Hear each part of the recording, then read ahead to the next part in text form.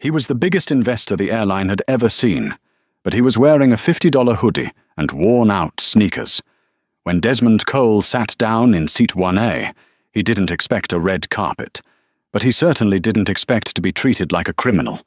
Watch closely as a haughty flight attendant and an arrogant pilot make the worst mistake of their careers. They thought they could humiliate him and kick him off the plane for disturbing the peace. They didn't know that with one phone call, Desmond could ground the entire fleet. This is the story of how prejudice met a brutal, instant payday. You do not want to miss their faces when the owner of the airline picks up the phone. The early morning fog at Heathrow Airport was thick, clinging to the tarmac like a wet blanket. But inside the first-class cabin of Flight 882, bound for New York, the air was crisp, scented with expensive leather and the faint, citrusy aroma of fresh linen. Desmond Cole adjusted the strap of his canvas duffel bag as he stepped through the heavy curtains separating business class from the exclusive first-class suites. He was tired. It had been a grueling 72-hour negotiation in London, a deal that had required every ounce of his mental energy to save a failing tech conglomerate from total collapse. He wasn't thinking about his net worth, which sat comfortably in the 9 figures. He wasn't thinking about the brand-new Gulfstream G650 he had on order, which was currently delayed due to supply chain issues. He was thinking about sleep. He glanced at his boarding pass.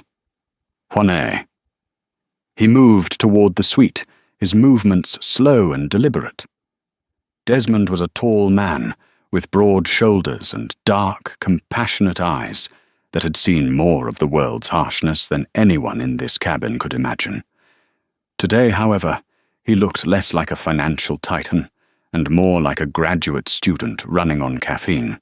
He wore a charcoal grey hoodie that had seen better days, comfortable joggers, and a pair of white sneakers that were scuffed at the toes. As he reached for the overhead bin to stow his duffel, a sharp, manicured hand shot out, blocking his path. "Excuse me, sir," a voice clipped, dripping with icy condescension. Desmond paused and looked down. Standing there was the head flight attendant. Her name tag read Lydia. She was immaculate in her uniform, her blonde hair pulled back into a bun so tight it looked painful, her red lipstick applied with surgical precision. But her eyes were hard, scanning Desmond's attire with open disdain. "Economy boarding is through the second door, past the galley," Lydia said, pointing a finger back the way he had come. She didn't ask to see his ticket. She stated it as a fact, her voice loud enough that the other 2 passengers already seated, an elderly woman in pearls and a middle-aged man in a bespoke suit, looked up with interest.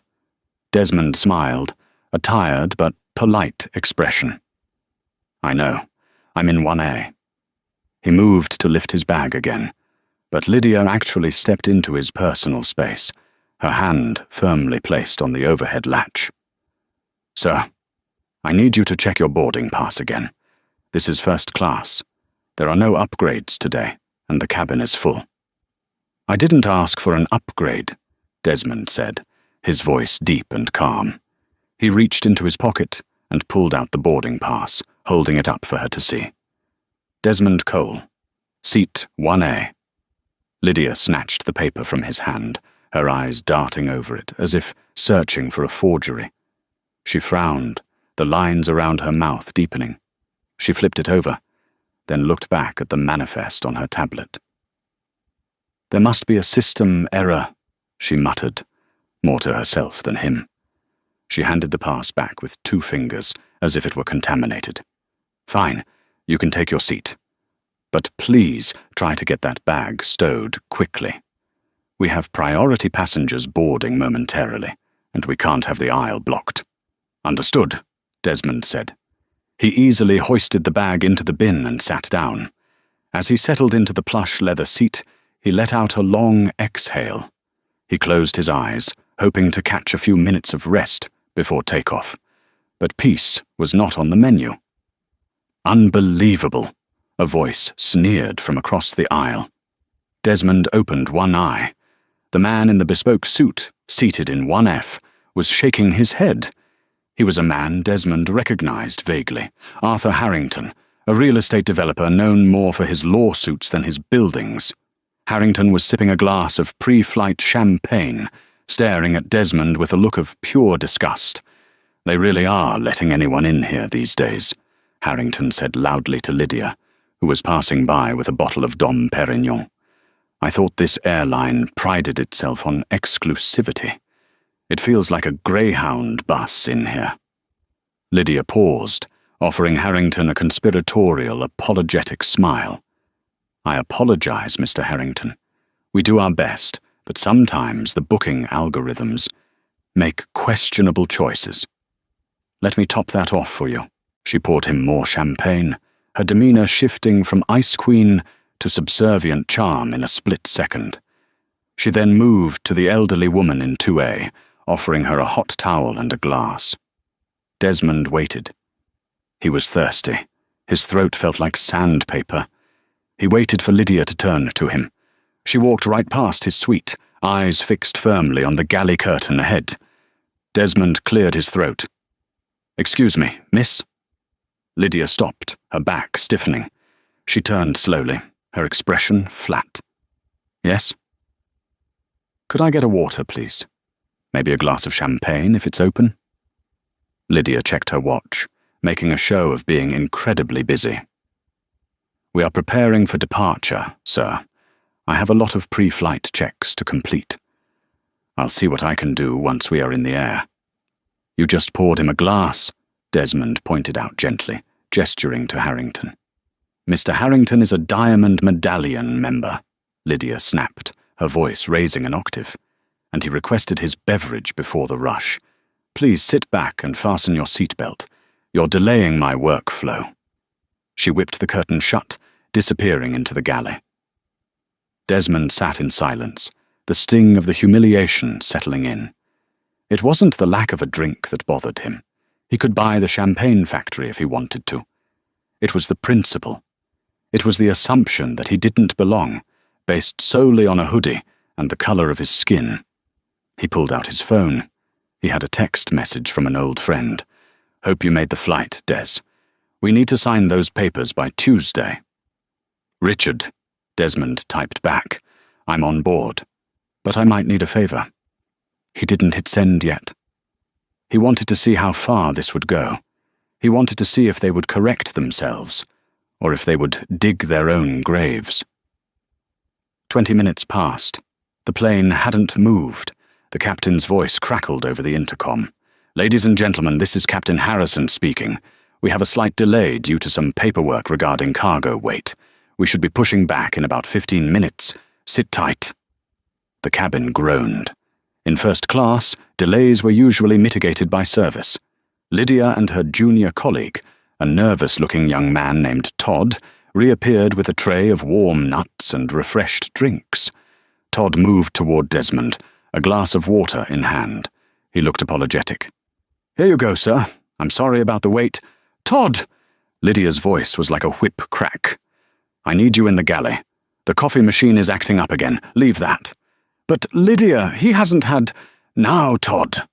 Todd gave Desmond a helpless look, set the water down quickly on the edge of the console, and scurried away. Desmond took a sip of the water. It was lukewarm, but it was something. He pulled his laptop out. If they were delayed, he might as well work. He opened a spreadsheet detailing the acquisition of Aero Global, the parent company of the very airline he was currently flying. Suddenly, his seat jerked violently.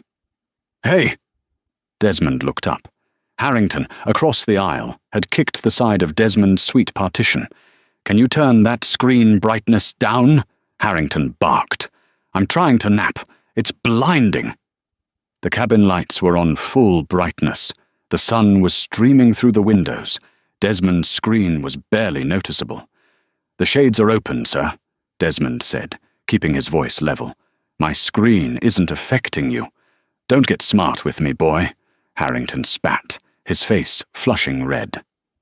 "You shouldn't even be in here. Probably used stolen miles or some employee pass. Have some respect for the people who actually paid full fare. Desmond slowly closed his laptop. The air in the cabin shifted. The elderly woman in 2A lowered her magazine, watching with wide eyes. "I paid for my ticket," Desmond said, his voice dropping to a dangerous, low rumble. "Just like you. Now, I suggest you keep your feet off my seat and mind your business." Harrington scoffed, pressing the call button repeatedly. Ding! Ding! Ding! Lydia appeared instantly, looking flustered. "Is everything all right, Mr. Harrington?" "This man," Harrington pointed a shaking finger at Desmond, "is being aggressive. He's threatening me. I don't feel safe flying with him." Lydia turned on Desmond, her eyes flashing with triumph. She had been waiting for this. A reason. "Sir," she said, marching into Desmond's suite area, "I have already warned you about your behavior."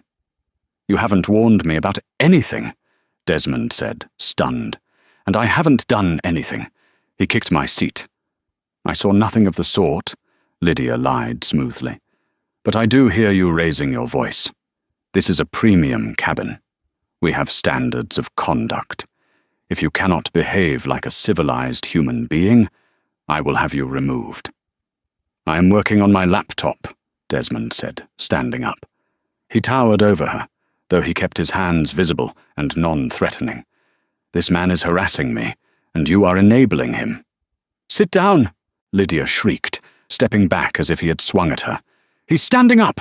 Todd, call the cockpit! He's becoming violent." "I am not violent," Desmond said, looking around the cabin for a witness. "Did anyone see this?" The elderly woman looked down at her lap, terrified to get involved. Harrington smirked, taking another sip of his champagne. "Sit down, or we are calling the police," Lydia yelled. At that moment, the cockpit door opened. Captain Harrison stepped out. He was a large man, ex-military by the look of him, with a buzz cut and a jawline that looked like it was chiseled from granite. He adjusted his hat, his eyes scanning the scene before locking on to Desmond. "What is the problem here, Lydia?" Harrison asked, his voice booming. "It's him, Captain," Lydia said, pointing a trembling finger at Desmond. She was putting on an Oscar-worthy performance of a distressed damsel. "He's been abusive since he boarded. He refused to follow instructions. He's been harassing Mr. Harrington, and now he's standing up aggressively while the seatbelt sign is on." Captain Harrison stepped forward, entering Desmond's personal space. The captain was tall, but Desmond was taller. "Is that true?" Harrison asked, his tone leaving no room for debate. He wasn't asking, he was accusing. "No," Desmond said firmly. "It is a complete fabrication. Check the cabin cameras if you have them, or ask the other flight attendant." "I don't need to check cameras to see a disruption," Harrison growled. "I see a man in a hoodie, upsetting my best customers and my crew. Now, you have two choices. You can sit down, shut your mouth, and not say a single word for the next 7 hours. Or, you can grab your bag and get off my plane." Desmond looked at Harrison. He saw the arrogance, the absolute certainty that he held all the power. Harrison thought he was dealing with an unruly thug. He had no idea he was looking at the man who had just negotiated the refinancing of the airline's debt. Desmond let out a short, dry laugh. It echoed in the tense silence of the cabin. "Something funny," Harrison snapped. "Yeah," Desmond said. "It is. You're giving me an ultimatum." "I am." "Okay," Desmond said. He reached into his pocket. "Hands where I can see them," Harrison shouted, flinching. Desmond pulled out his phone slowly. He unlocked it. "I'm not getting off this plane, Captain, and I'm not sitting down and shutting up. I'm going to make a phone call." "You can't use phones during active taxi preparation," Lydia interjected. "We aren't moving," Desmond said. "And trust me, you want me to make this call." "If you make a call, I'm calling airport security," Harrison threatened, his hand moving to the radio on his shoulder. "You'll be arrested for interfering with a flight crew. That's a federal offense, son. You want to go to jail over a temper tantrum? Desmond ignored him. He scrolled to a contact saved simply as Richard G. Personal. He pressed dial. He put the phone on speaker and held it up. The line rang once, twice. Lydia crossed her arms, rolling her eyes. Who is he calling? His lawyer? Please. Harrington laughed. Probably his mum. Then the ringing stopped, and a crisp, distinctly British voice filled the cabin. A voice that Captain Harrison knew very, very well.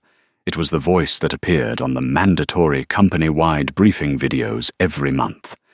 Desmond, you caught me just as I was leaving the office. Everything all right? You should be in the air by now. The colour drained from Captain Harrison's face instantly. It was a visceral reaction, like a plug had been pulled. His jaw went slack. Lydia frowned, looking confused. She didn't recognize the voice immediately, but she saw the captain's reaction. Who is that? Desmond smiled, his eyes locking with the captain's terrified gaze. Hey, Richard, Desmond said into the phone, his voice smooth and clear. I am on the plane. Flight 882. But we have a bit of a situation. Your captain here, a Mr. Harrison, and his lead flight attendant, Lydia. They seem to be under the impression that I'm not suitable for first class.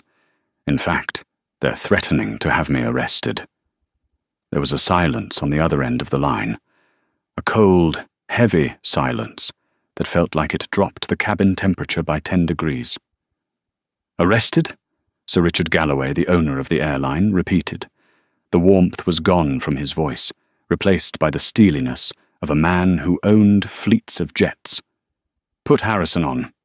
Now. Desmond extended the phone toward the captain. It's for you. The cabin of Flight 882 seemed to shrink. The gentle hum of the auxiliary power unit, usually a white noise that faded into the background, now sounded like a roaring turbine in the silence that had befallen first class. Captain Harrison stared at the smartphone in Desmond's hand, as if it were a live grenade. He didn't want to take it. His instincts, honed by years of flying military cargo and commercial jets, told him that touching that phone was the point of no return. But the voice, he couldn't deny the voice. He had heard it at every company Christmas party, every shareholder briefing, every crisis management seminar. It was the voice of Sir Richard Galloway, a man who didn't just own the airline. He was a knight of the realm, a billionaire tycoon known for his ruthlessness with incompetence as much as his generosity with success. Take it, Desmond said softly. His expression wasn't smug. It was something worse. It was disappointed. Harrison's hand trembled as he reached out. His fingers brushed against Desmond's rough calluses, the hands of a man who worked, unlike the soft, manicured hands of Arthur Harrington across the aisle. Harrison brought the phone to his ear. This is Captain Harrison, he said. His voice, usually a booming baritone that commanded respect, came out as a strangled squeak. Harrison? Sir Richard's voice cut through the speaker, crisp and dangerously low. Do you have any idea who you are currently threatening to arrest? Harrison swallowed hard. His throat clicked audibly. Sir, we have a passenger who was refusing to follow crew instructions. He was aggressive. We followed protocol regarding unruly. Protocol? Sir Richard laughed, a cold, sharp sound that made Harrison flinch. Let me explain the protocol to you, Captain. The man sitting in seat 1A is Desmond Cole. Does that name ring a bell? It should. He is the founder of Cole Capital. As of 9 o'clock this morning, London time, Mr. Cole signed a convertible note that injected £400 million into our operating budget. He effectively owns the fuel in your wings, the lease on your aircraft, and quite frankly, the shirt on your back. Harrison felt the blood drain from his legs. He gripped the back of Desmond's seat to steady himself. He looked down at Desmond, who was calmly watching him, hands folded in his lap. This man in the hoodie, This man who looked like he'd spent the night sleeping in a terminal? He was the savior the company had been rumored to be seeking for months. I wasn't aware, Harrison stammered, sweat breaking out instantly across his forehead, soaking the band of his cap. The manifest. It didn't list VIP status. We thought— You thought what? Sir Richard snapped. You thought you could bully a paying passenger because you didn't like the look of him? I'm listening to you on speaker, Harrison. I heard you threaten him. I heard you threaten to call the police on the man who just saved 20,000 jobs, including yours. It was a misunderstanding, Sir Richard. A terrible misunderstanding. Mr. Harrington, another passenger, claimed— I don't care what anyone claimed, Richard interrupted. Here is your new protocol. You will apologize to Mr. Cole. You will offer him whatever he requires. And then you will fly that plane to New York safely. If Mr. Cole calls me back with even a whisper of a complaint about your conduct, or the conduct of your crew, you won't just be fired.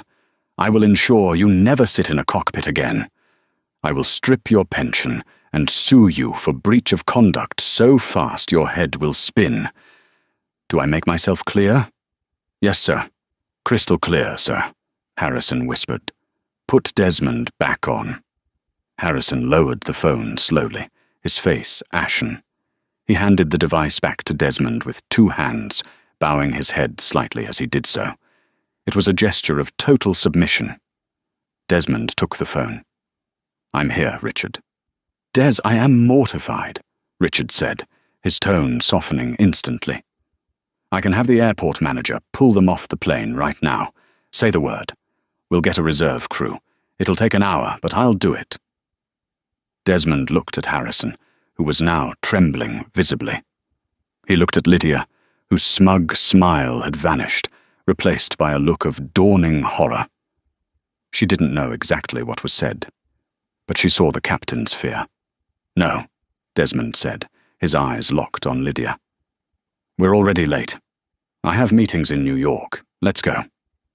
But Richard, I want a full report filed on this incident, and I want to speak to the Chief of Staff when I land. Done. Have a safe flight, my friend. The call ended. Desmond slipped the phone back into his pocket. The silence in the cabin was heavy, suffocating. Harrison cleared his throat. He looked like a man marching to the gallows. Mr. Cole, he began, his voice shaking. I offer my sincerest apologies. I was misinformed about the situation. I acted presumptuously. You acted with prejudice, Desmond corrected him calmly. You didn't verify anything. You took one look at me and made a decision. Yes, sir. You are right, Harrison admitted, staring at his shoes. It won't happen again. No, Desmond said. It won't. Harrison turned to Lydia. His eyes were wild, desperate to shift some of the blame, or at least mitigate the damage. Lydia, get Mr. Cole a glass of champagne, the vintage bottle, immediately. Lydia froze. But, Captain, Mr. Harrington, I don't give a damn about Mr. Harrington, Harrison roared, causing the entire cabin to jump. Get Mr. Cole whatever he wants. Now. He spun around and marched back into the cockpit, slamming the door so hard the exit sign rattled. Lydia stood there, pale and shaking. She looked at Desmond. For the first time, she really looked at him. She saw the intelligence in his eyes, the authority he held without saying a word. She realized with a sinking pit in her stomach that she had just tried to kick the boss off the bus. Mr. Cole, she stammered, her voice trembling. I am so sorry. I didn't know. You didn't know I was rich? Desmond asked, raising an eyebrow. Is that what you mean? If I was just a regular guy in a hoodie, would it have been okay to treat me like trash? Lydia opened her mouth, but no words came out. She flushed a deep, blotchy red. Water, Desmond said, turning back to his laptop. Just water. And tell Todd to bring it. I don't want you serving me. Lydia flinched as if he'd slapped her. "Yes, sir." She retreated to the galley, tears welling in her eyes. From across the aisle, Arthur Harrington watched the entire exchange, his mouth agape. The champagne glass in his hand was tilted dangerously, threatening to spill. He looked from the closed cockpit door to Desmond, his brain struggling to compute the sudden shift in reality. The thug was important? More important than him? Harrington's ego, inflated by decades of bullying subordinates and waiter staff, couldn't handle it. He slammed his glass down on the tray table. "Hey!" Harrington barked. Desmond didn't look up. "I'm talking to you," Harrington shouted. Desmond continued to type. "Don't ignore me." Harrington unbuckled his seatbelt and stood up. "Who the hell do you think you are? Calling the CEO? What, are you his diversity hire nephew or something? You think that scares me?" The tension, which had just begun to dissipate, snapped back into place like a rubber band. The aircraft finally began to push back from the gate, the engines whining as they spooled up. But inside first class, a different kind of turbulence was brewing. Desmond finally stopped typing. He slowly rotated his head to look at Arthur Harrington. Harrington was standing in the aisle now, his face a mask of wealthy indignation. He was a man used to getting his way, a man who believed that money was the ultimate shield against consequences. He didn't realize that in the ocean of wealth, he was a barracuda swimming next to a killer whale. "Mr. Harrington," Desmond said, his voice level, "please sit down. The aircraft is moving." "I'm not sitting until I get an explanation," Harrington spat. "I come on this airline. I pay $10,000 for a ticket, and I have to watch the captain bow and scrape to a nobody. It's pathetic. I'm going to write a letter. I'm going to have you investigated for fraud. I know people." "I'm sure you do," Desmond said. "You're Arthur Harrington, CEO of Harrington Developments, currently trying to break ground on the Azure Tower project in downtown Miami, right?" Harrington blinked, taken aback. "How do you know that?" "It's my job to know risky investments," Desmond said. "And the Azure Tower, that's a very risky investment.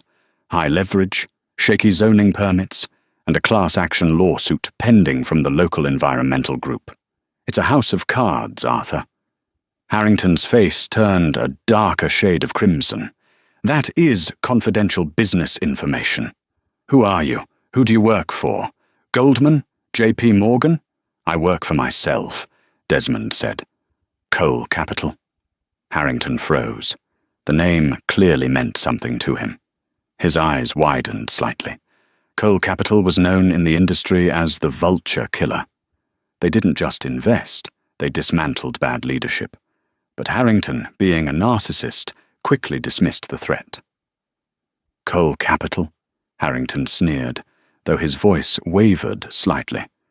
"Yeah, I've heard of you. Boutique firm, small time. You think you can intimidate me with numbers? I build skylines, boy. You just push paper." Todd, the young flight attendant, appeared from the galley, looking terrified. "Mr. Harrington, please, we are taxiing. You must sit down. Get away from me." Harrington shoved Todd's arm away. "I'm finishing this." He leaned over Desmond's suite, invading his personal space again. "Let me tell you something. When we land in New York, I'm going to make sure you're detained. I'm a personal friend of the police commissioner. You disrupted this flight. You threatened the crew. The captain might be spineless, but I'm not. I'm going to ruin your day." Desmond sighed. He looked at Todd. "Todd, is the cockpit door locked?" "Yes, sir," Todd squeaked. "Good. Because Mr. Harrington is threatening a passenger and physically assaulting the crew." "I didn't assault anyone," Harrington yelled. "You shoved him," Desmond pointed out. "There are cameras in this cabin, Arthur, and I have 3 witnesses. The lady in 2A?" Desmond turned to the elderly woman. She had been shrinking into her seat, but now, seeing the calm strength in Desmond, she sat up straighter.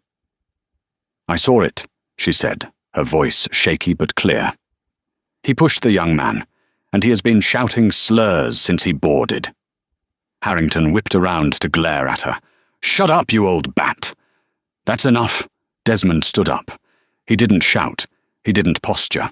He simply unfolded his frame, rising to his full 6'3" height. He stepped into the aisle, placing himself between Harrington and the elderly woman, and between Harrington and Todd. "Sit down, Arthur," Desmond commanded.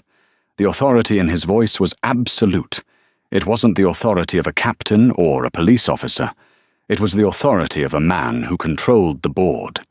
Harrington looked at Desmond, then at the window where the runway lights were blurring past.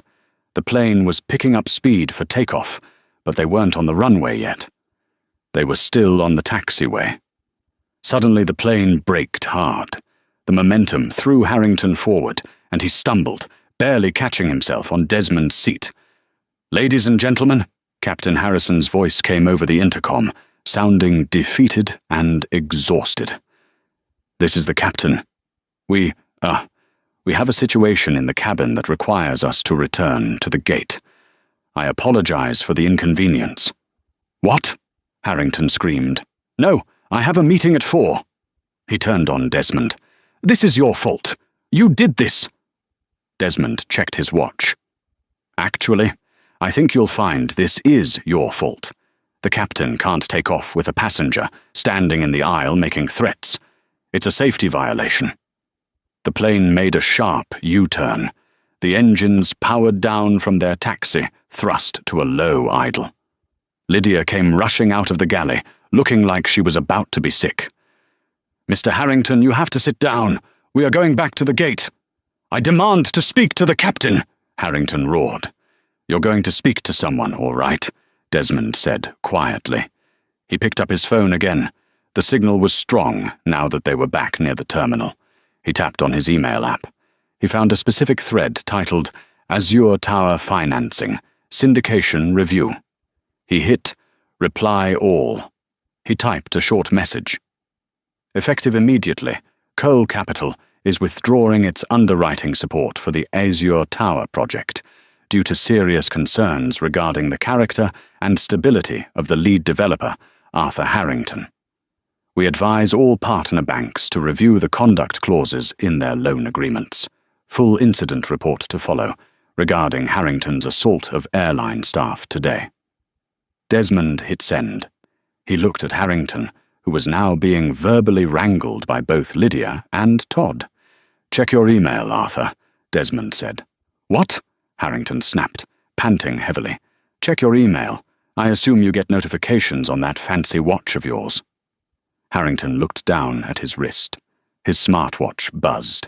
Then it buzzed again, and again. A flurry of notifications. He tapped the screen. His face went from red to a ghostly white in the span of 3 seconds. He looked up at Desmond, his eyes wide with genuine terror. The arrogance was gone, replaced by the sheer panic of a man watching his empire crumble in real time. You can't do that," Harrington whispered. "That funding, that's the whole project. If you pull out, the construction loans default. I'll be bankrupt. You should have thought about that before you put your feet on my seat," Desmond said coldly. "And before you called me boy." The plane shuddered to a halt. The fasten seatbelt sign dinged off. The main cabin door opened. But it wasn't the jet bridge operator. 2 large men in dark suits stepped onto the plane, followed by a woman in a sharp navy blazer. She wore a badge on a lanyard around her neck. Federal Air Marshal. Lydia let out a small gasp. She thought they were coming for her. The marshal scanned the room. "We have a report of a passenger interfering with a flight crew and assaulting a flight attendant. Which one is Arthur Harrington?" Desmond pointed a long finger at the man in the bespoke suit. "That would be him." Harrington backed away, shaking his head. No, look, this is a mistake. That man," he pointed at Desmond. "He's the one. He started it. He's—" "Mr. Harrington," the marshal said, stepping forward and taking out a pair of zip ties. "Please turn around and place your hands behind your back." "You can't arrest me. I'm Arthur Harrington. Do you know who I am?" "Yes," the marshal said dryly. "You're the man who just grounded a transatlantic flight. Federal charges, sir. Now turn around," as they handcuffed Harrington and began to drag him off the plane, kicking and screaming about lawsuits and his lawyer. Desmond sat back down. He picked up his water, which Todd had left for him. He took a sip. Lydia was standing by the galley curtain. She looked like a ghost. She watched Harrington get hauled away, and she knew, with terrifying certainty, that she was next. Not for arrest, perhaps, but her reckoning was coming. She walked over to Desmond, her legs trembling. "Mr. Cole," she whispered, "please, I have a daughter. I need this job." Desmond looked at her. He didn't see the haughty woman who had blocked his path earlier. He saw a terrified person who had made a series of terrible choices based on prejudice. "You have a daughter?" Desmond asked. "Yes. She's 6. Does she know that her mother judges people by the color of their skin and the price of their clothes?" Lydia put her hand over her mouth to stifle a sob. No, I don't know why I was so." "You were comfortable," Desmond said. "You were comfortable in your bias because you thought I was powerless. That is what scares me, Lydia. Not that you made a mistake, but that you enjoyed it." The cockpit door opened again. Captain Harrison stepped out. He looked at the empty seat where Harrington had been, then at Desmond. We will be refueling and departing in 45 minutes, Mr. Cole," Harrison said, his voice hollow. "If you wish to deplane, we understand." "I'm staying," Desmond said, "but I want a new flight attendant for this cabin. Lydia can work economy, in the back row, next to the toilets." Lydia looked up, shock washing over her face. It was a demotion, a humiliation, but it wasn't a firing. "And Harrison?" Desmond added. "Yes, sir. When we land, I expect you to personally apologize to every single passenger in economy for this delay. You will tell them it was a management issue. You will not blame it on cargo weight. You will own it." Harrison swallowed. "Yes, sir." "Go," Desmond said. Lydia fled to the back of the plane. Harrison returned to the cockpit. Desmond closed his eyes. The cabin was quiet again. The old woman in 2A leaned across the aisle. "Young man," she whispered. Desmond opened one eye. "Yes, ma'am?" "That was the most dramatic thing I have ever seen," she said, a twinkle in her eye. "And I was in Paris during the riots of 68. Desmond smiled, a genuine tired smile. "I just wanted a nap, ma'am." "Well," she raised her glass, "I think you earned it." But the drama wasn't quite over. As the plane prepared for its second attempt at departure, Desmond's phone buzzed again. It was a text from Richard Galloway. "Harrington is in custody. But Des, check the news. Someone live-streamed the arrest from business class. You're trending." Desmond groaned. He didn't want fame. He wanted justice. But in the modern world, sometimes you couldn't have one without the other. And he had a feeling that when he landed in New York, the real storm would begin. The fasten seatbelt sign finally turned off as Flight 882 reached its cruising altitude of 36,000 feet. The atmosphere in the first-class cabin, however, remained as brittle as thin ice. The air was thick with a strange mixture of relief and terrifying anticipation. Desmond Cole sat in seat 1A, the seat he had fought for, the seat that had nearly cost him his dignity. He didn't feel triumphant. He felt exhausted. He rubbed his temples, staring out the window at the endless blue horizon above the clouds. The adrenaline was fading, leaving behind a dull ache in his chest, the familiar ache of a man who is tired of proving he belongs in the rooms he owns. "Mr. Cole?" Desmond turned. It was Todd, the young flight attendant. He was balancing a silver tray with a level of concentration that suggested he was defusing a bomb. On the tray was a bottle of vintage sparkling water, a crystal glass with a slice of lime, and a small porcelain bowl of warm nuts. "The captain sent this," Todd said, his voice barely a whisper. He wanted to know if the temperature in the cabin is to your liking." Desmond looked at the tray, then at Todd. "Todd, you don't have to tiptoe around me. You were the only one who tried to do the right thing." Todd's shoulders slumped in relief. "I tried to tell her, sir. Lydia, she can be very set in her ways.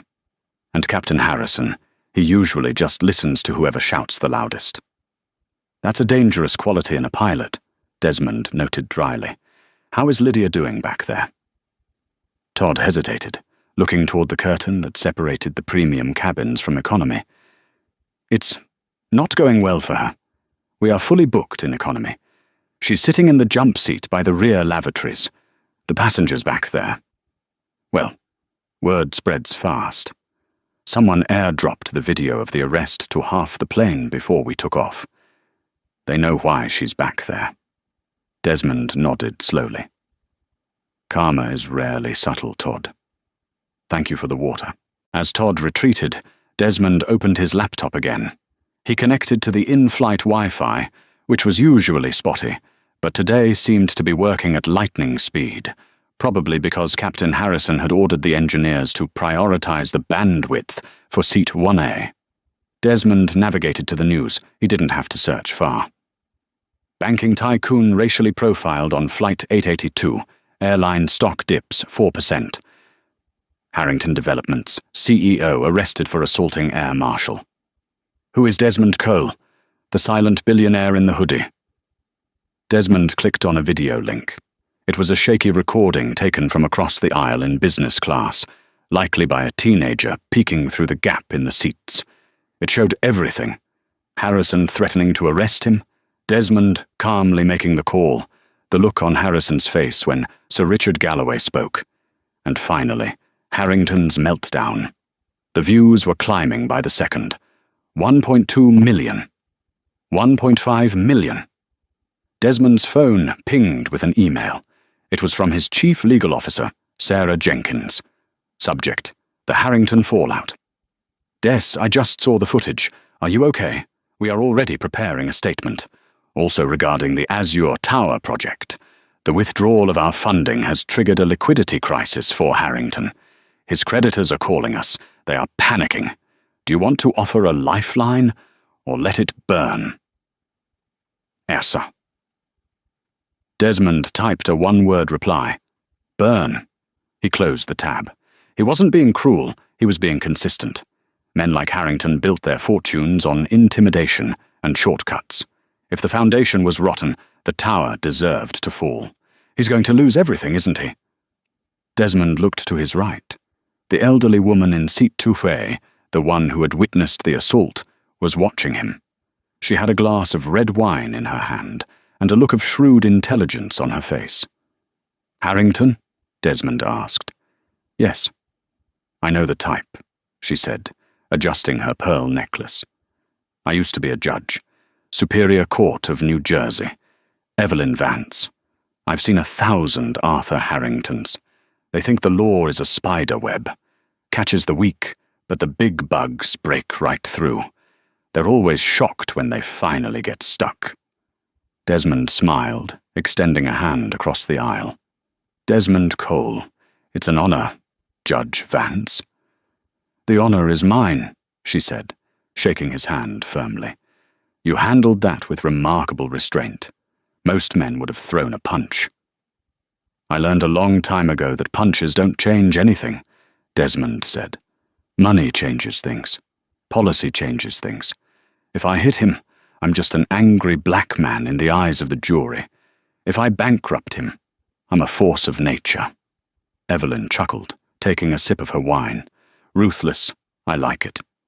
But tell me, Mr. Cole, what are you going to do about the captain? And that woman?" Desmond glanced toward the cockpit door. "That depends on what happens when we land." You know, Evelyn mused, Harrison is terrified. I can see it in the way he flies. The ascent was too steep. He's trying to get you to New York faster, as if arriving early will make you forget. It won't, Desmond said. Suddenly, the curtain to the galley whipped open. Captain Harrison emerged. He had taken off his jacket, and his tie was loosened, but he looked like he was suffocating. He held a large, leather-bound folio. "Mr. Cole," Harrison said, his voice cracking. He didn't dare step fully into the suite. He hovered in the aisle like a servant, waiting for permission to speak. "Captain," Desmond acknowledged him without looking up from his screen. I brought the flight logs," Harrison stammered, "and the crew manifest. And I wrote a formal letter of apology. I wanted you to have it before we land. I also radioed ahead to operations. I've arranged for a private car to take you to your hotel. On my personal expense account." Desmond finally looked up. He took the leather folio.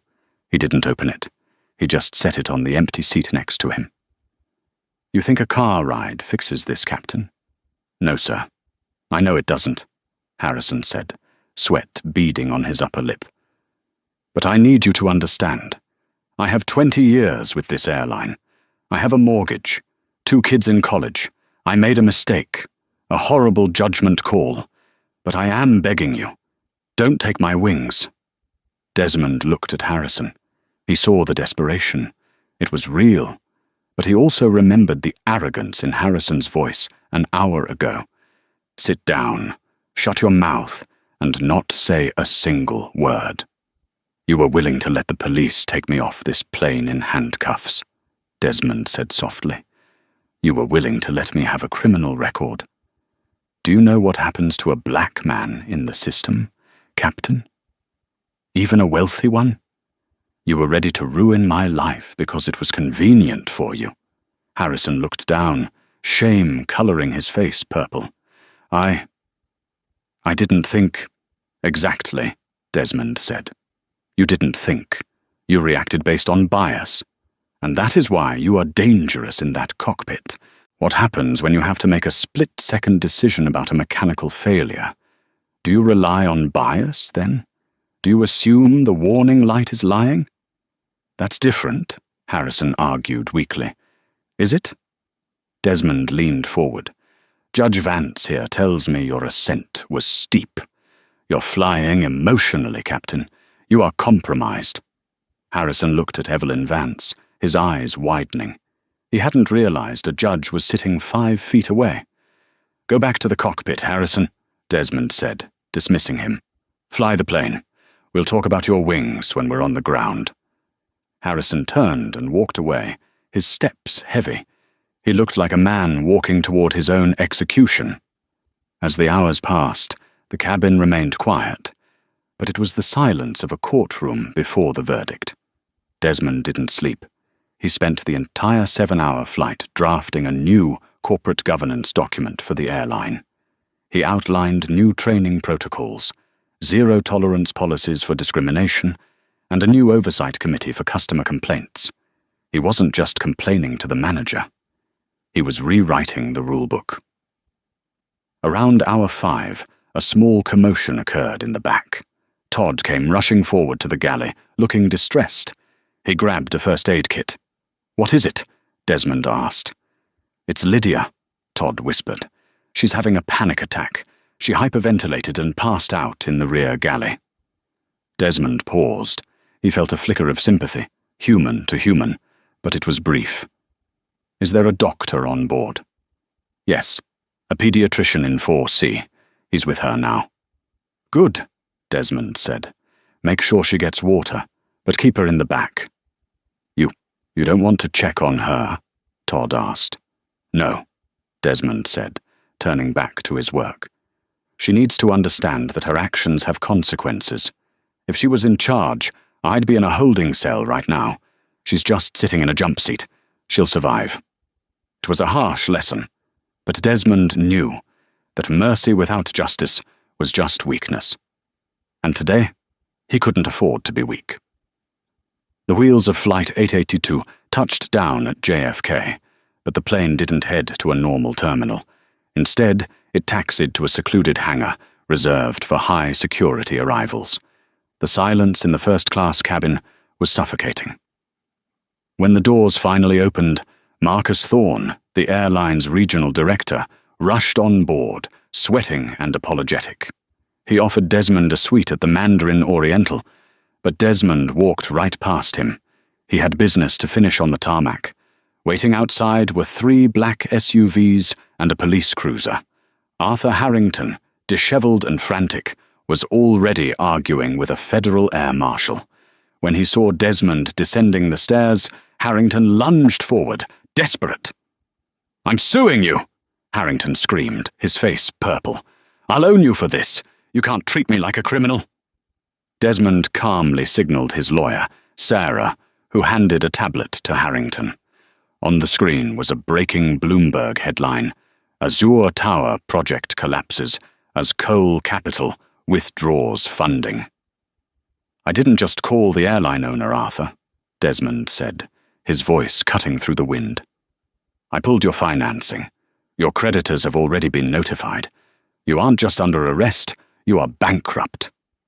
Harrington's legs gave out. He slumped against the police car, staring at Desmond in horror as the officers handcuffed him for the assault on the air marshal. The arrogance finally evaporated, leaving only a broken man. Desmond then turned to the crew. Captain Harrison stood with his head bowed, unable to meet Desmond's eyes.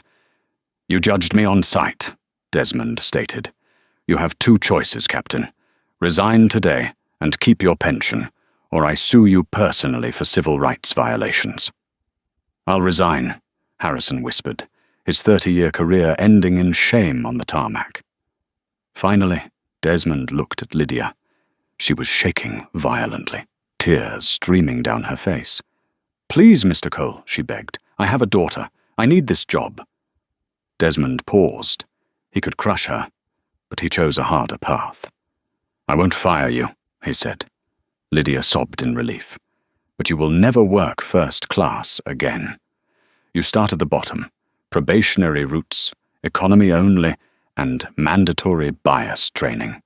1 complaint, and you're gone." "Thank you," she whispered, accepting the mercy she didn't deserve. Desmond hoisted his duffel bag, looking at the wreckage of egos he left behind. "Let this be a lesson," he told the stunned executives. "Never judge a passenger by his hoodie. You never know who owns the plane." He climbed into the waiting SUV, finally closing his eyes as the car pulled away. Justice had been served. 6 months later, the fallout from Flight 882 was still rippling through the industry. The footage of Arthur Harrington's arrest had not only gone viral, it had become a case study in business schools regarding reputation management. The Azure Tower project in Miami was never built. Today, the lot sits as an empty, weed-filled patch of dirt, a monument to hubris. Arthur Harrington was forced to liquidate his assets to cover the breach of contract lawsuits. He avoided prison time by taking a plea deal for the assault charge, but his reputation was incinerated. Last heard, he was living in a small apartment in Tampa, managing a rental car branch under a different name. The man who once demanded vintage champagne now spent his days arguing with tourists about gas mileage. As for the crew, the airline kept its promise. Captain Harrison retired quietly to a small coastal town. Friends say he refuses to fly, even as a passenger. The shame of that day grounded him permanently. Lydia is still flying, but her life is very different. She works the red-eye regional routes now, short hops between Cleveland and Detroit at 2 in the morning. There is no champagne, no first class, and no power trips. Passengers report that she is quiet, efficient, and incredibly polite to everyone, regardless of what they are wearing. She learned the hardest lesson of all. Dignity isn't a uniform. It's how you treat people when you think no one is watching. And Desmond Cole? He didn't stop flying commercial. He still wears his hoodie, and he still carries his own duffel bag. But now, when he walks into a terminal, the staff doesn't see a thug. They see the man who changed the rules. He used his position at Coal Capital to launch a scholarship fund for underprivileged pilots, ensuring that the next generation of captains looks a lot more like the world they fly over. He proved that true power doesn't need to shout to be heard. That is the incredible story of Desmond Cole and the flight that changed everything. It's a powerful reminder that in this life, you can't judge a book by its cover. And you definitely shouldn't judge a passenger by their hoodie. Arthur Harrington and the crew of Flight 882 thought they were dealing with a nobody, but they ended up crashing their own careers against a wall of instant karma. It just goes to show that arrogance is the most expensive luxury of all, and sooner or later, everyone gets the bill. If you enjoyed this story of justice served cold, please hit that like button. It really helps the channel grow. Have you ever been judged based on your appearance? Tell us your story in the comments below. We love reading them. And don't forget to subscribe and turn on the notification bell so you never miss a new story. Share this video with a friend who needs a reminder to be kind. Thanks for watching, and see you in the next one.